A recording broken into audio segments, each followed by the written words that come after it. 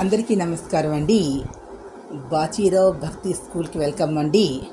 అందరికీ కూడా దీపావళి, నరక చతుర్దశి, ధనత్రయోదశి శుభాకాంక్షలు అండి. ఈ దీపావళి అనేటటువంటిది 5 రోజుల పండుగ. ఉత్తర భారతదేశంలో ఇప్పటికి కూడా 5 రోజుల పండుగగా దీపావళిని జరుపుకుంటారు. అదే మన ఆంధ్ర రాష్ట్రంలో తీసుకున్నట్లే మనకి 2 రోజుల పండుగ కిందే నరక చతుర్దశి దీపావళి అనేది జరుపుకోవడం అనేది అనాదిగా ఆచారంగా వస్తుంది. కర్ణాటక ప్రాంతం వాళ్ళైతే ఒకరోజు పండుగగానే జరుపుకుంటారు.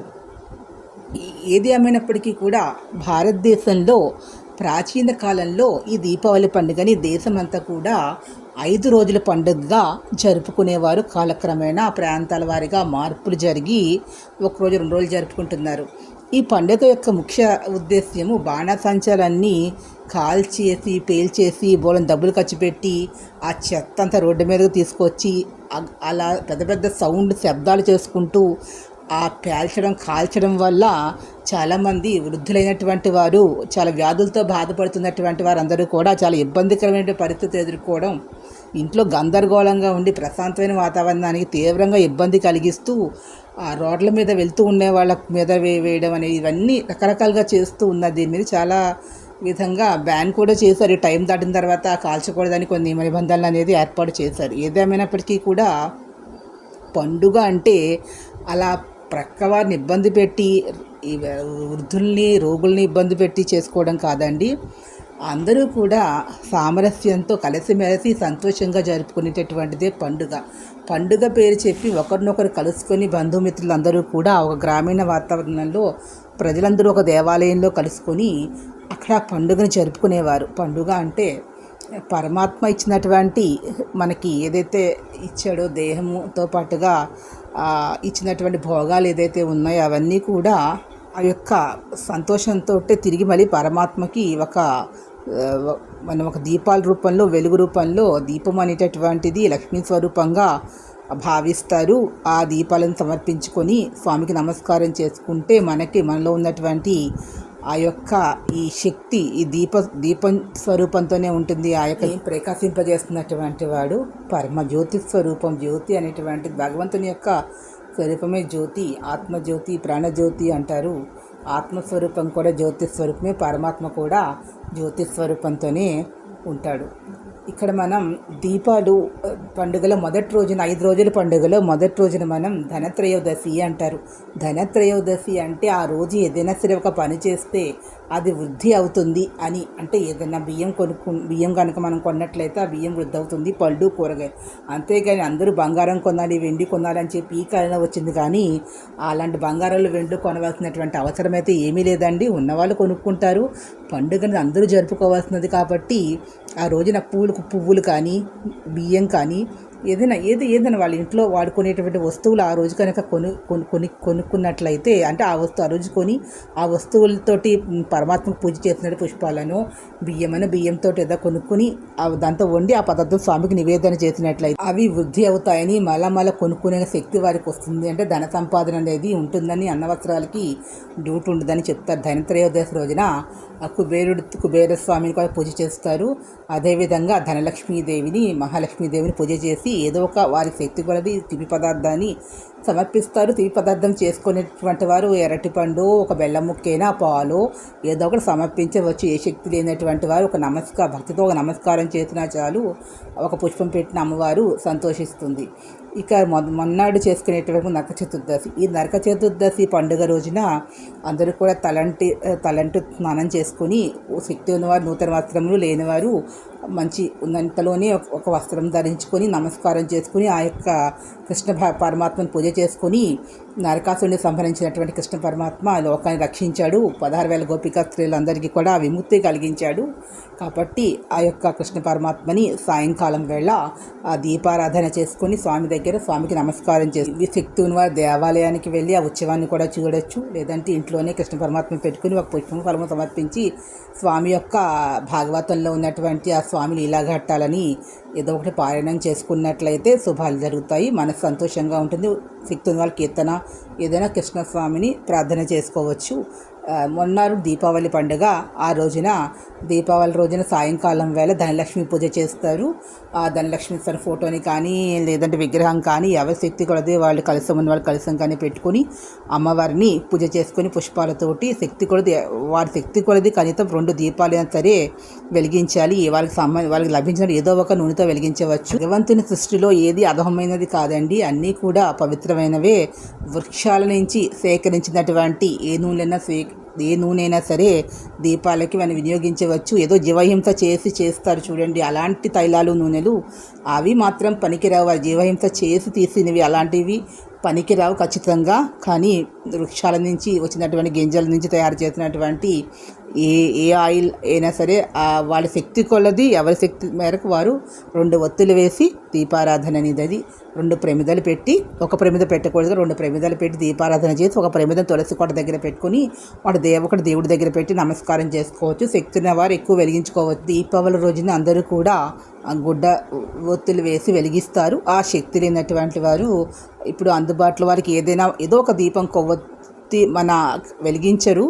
ఆ దీపారాధన అనేది శ్రేష్టమైనటువంటిది కాబట్టి దీపాలు వెలిగించుకొని ఆ దీపానికి పసుపు కుంకాలు వేసి పుష్పాలు సమర్పించి ఒక నమస్కారం చేసుకో. ఆమె దీపలక్ష్మి అంటారు, ధనలక్ష్మీదేవి. అదేవిధంగా ఇంట్లో చీకటిగా ఉండకూడదు కాబట్టి కొంతమంది కొవ్వొత్తులు కూడా వెలిగిస్తారు. ఈ ఒత్తులు అవి వేయలేనటువంటి వారు ఆడవాళ్ళ ఇంట్లో లేకపోయినట్లయితే ఏదో ఒక దీపం అనేది వెలిగించాలి. చీకటి అయితే ఉండకూడదు. ఆ రోజంతా కూడా లోకానికి వెలుగు అనేది వచ్చింది. ఎందుకు అంటే చెడు మీద మంచి విజయం సాధించింది, దైవశక్తి విజయం సాధించినటువంటి రోజు, దానవ గుణాలు అంతమైనటువంటి రోజు కాబట్టి అందరూ కూడా దీపాలు వెలిగిస్తారు. వెలిగించి లోకానికి అందరికీ కూడా మంచి జరగాలని కోరుకుంటారు. ఇది దేశమంతా కూడా ఒక్కొక్క పేరుతోటి అందరూ కూడా ఇది జరిపిస్తారు. దేవాలయాల్లో, అదేవిధంగా ఇంట్లో, గృహాల్లోనూ, నదీ తీరాల్లో, సముద్ర తీరాల్లో, వృక్షాల దగ్గర, తోటల్లో కూడా ఎక్కడైనా వెలిగించవచ్చు, నమస్కారం చేసుకుంటారు. అన్నీ కూడా భగవంతుని యొక్క సృష్టిలో స్వరూపాలే. అదేవిధంగా మర్నాడు వచ్చి బలిపాడ్యమి అంటారు.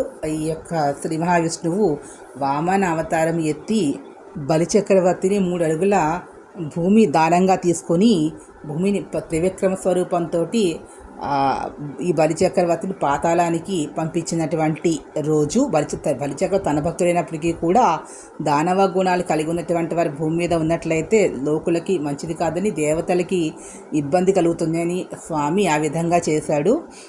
కాబట్టి అలా బలిచక్రవర్తి పాతాళానికి వెళ్ళిపోయిన బలిచక్రవర్తి ఈ రోజున భూమి మీదకి వచ్చి ఎవరైతే దీపాలు పెట్టారో అందరి ఇళ్ళ దగ్గర తిరుగుతూ చూస్తూ ఉంటాడట. ఆ మొన్నటి బలిపాడ్యమి అని అంటారు. భూమి మీదకి వచ్చి అటువంటి ఆ రోజు వస్తాడు అని చెప్తారు. ఆయనతో పాటుగా వామనమూర్తి కూడా కలిసి వస్తారు అని బలిపాడ్యమి అంటారు. ఆ మరునాడుది యమ ద్వితీయ అని అంటారు. బలిపాడ్యమి రోజునే కొన్ని ప్రాంతాలలో కృష్ణ భగవానుడు గోవర్ధనగిరి పర్వతాన్ని ఎత్తిన రోజు కూడా ఆ రోజే కాబట్టి ఆ రోజున అనేక రకమైన పిండి తీపి వంటకాలన్నీ చేసి గోవర్ధనగిరితో పాటుగా కృష్ణస్వామి సమర్పిస్తారు. ఆ గోవర్ధనగిరి పర్వతం 7 రోజులు ఎత్తి పట్టుకున్నాడు స్వామి. అందుకని 7 రకమైనటువంటి తీపి పదార్థాలని, అదేవిధంగా ఫలాలని, అన్ని రకరకాలుగా అన్ని స్వామికి కృష్ణస్వామిని పూజ గోవర్ధనగిరి పర్వతం దగ్గరికి వెళ్ళి కృష్ణస్వామిని పూజ చేసుకుంటారు. లేదు ఇంట్లోనే కృష్ణస్వామిని, పర్వతము దూర ప్రాంతంలో ఉంది కాబట్టి వేరే ప్రాంతాల వాళ్ళు కృష్ణస్వామిని పెట్టుకొని గోవర్ధనగిరి ప్రతిమ పెట్టుకొని కూడా పూజ చేసుకుంటారు. లేదు కృష్ణస్వామిని పెట్టుకుని గోవర్ధనగిరి పర్వతాన్ని స్మరించుకుంటూ ఆ కృష్ణునికి పూజ చేసుకుని అన్ని రకాల తీపి పదార్థాలను సమర్పించేటటువంటి ఆచారం ఉంది. శక్తి లేనటువంటి వారు కృష్ణస్వామికి ఒక నమస్కారం చేసుకుని గోవర్ధనగిరి పర్వతాన్ని కూడా తలుచుకుని నమస్కారం చేసుకుని ఒక చిన్న పుష్పాన్నో ఫలాన్ని పెట్టినా కూడా స్వామి సంతోషిస్తాడు. పాడ్యమి రోజున వామన అవతార ఘట్టాన్ని, అదేవిధంగా కృష్ణ పరమాత్మ గోవర్ధనగిరి పర్వతాన్ని ఎత్తినటువంటి భాగవతంలో ఉన్న ఆ ఘట్టాన్ని కూడా పారాయణ చేసినట్లయితే సకల శుభాలు కూడా జరుగుతాయి. ఈ 2 కూడా ప్రాతకాలంలో చేసినట్లయితే మంచిది. అదేవిధంగా మరునాడు యమద్వితీయ రోజున అన్న చెల్లెళ్ళ పండుగగా యముడు తన సోదరి అయినటువంటి యమునాదేవి దగ్గరికి వచ్చి భోజనం చేస్తాడట. తద్వారా ఎవరైతే వాళ్ళ యొక్క సోదరి ఇంటికి వెళ్ళి సోదరులు భోజనం చేస్తారో వారికి యమలోకంలో బాధలు ఉండవని చెప్తారు. అది ఒక రకంగా చెప్పాలి భగిని హస్త భోజనము అంటారు. అది ఏంటంటే ఒక అన్నదమ్ములు అక్క చెల్లెళ్ళ యొక్క ప్రేమానురాగుల చిహ్నంగా భావిస్తారు. సాధారణంగా భారతీయ దేశంలో స్త్రీలకి చెప్పినటువంటి ధర్మం ఏమిటి అంటే ఆమెకి చిన్న వయసులో తండ్రి తర్వాత ఈ సోదరుడు అంటే అన్నగారు తమ్ముడు ఉంటే వాళ్ళే పరిస్థితులు మారడం వల్ల ఇప్పుడు వేరే విధంగా ఉంది. ఇది ఆచారం అనేటటువంటిది 5 రోజుల పండుగ ఉద్దేశ్యము అదేవిధంగా గోపూజ కూడా చేస్తారు. బలిపాడ్యం రోజు గోపూజ కూడా చేసుకునేటటువంటి ఆచారం కూడా ఉంది. 5 రోజుల పండుగ ఇది భారతీయ సనాతన సంప్రదాయ ఆచార వ్యవహారాల్లో 5 రోజులు. కొంతమంది ఈ 5 రోజులు కూడా బొమ్మల కొలువులు కూడా పెడతారు. ధనత్రయోదశిని మొదలుకొని ఉత్తర భారతదేశంలో చాలా ప్రాంతాల్లో బొమ్మల కొలువు పెడతారు. దక్షిణ భారతదేశంలో దసరాకి, అదేవిధంగా ఆంధ్ర ప్రాంతం వాళ్ళు సంక్రాంతికి ఎలా పెడతారు. వీరు దీపావళి రోజున ఇది బొమ్మల కొలువులు పెడతారు. ఆ మహాలక్ష్మీదేవితో పాటుగా స్వరూపాలన్నీ ఈ ఘట్టాలకు సంబంధించినటువంటి కృష్ణ పరమాత్మ, రుక్మిణి, అది సత్యభామ, కృష్ణుడు, ఇవన్నీ కూడా బొమ్మల రూపాలన్నీ కూడా పెడతారు. అదిగా పంటలు దగ్గరికి వచ్చే సమయం కాబట్టి పంటలు వేసే బొమ్మలు, మొక్కలు మొలకెత్తడాలు ఇలాంటివి కూడా బొమ్మల కొలువులో చూపించడం అనేది ఒక ఆచారం అయితే ఉంది. సో ఈ వీడియో మీకు నచ్చినట్లయితే ప్లీజ్ సబ్స్క్రైబ్ మై ఛానల్. మరిన్ని కొత్త వీడియోలు ముందుకు వస్తాను. Thank you to all.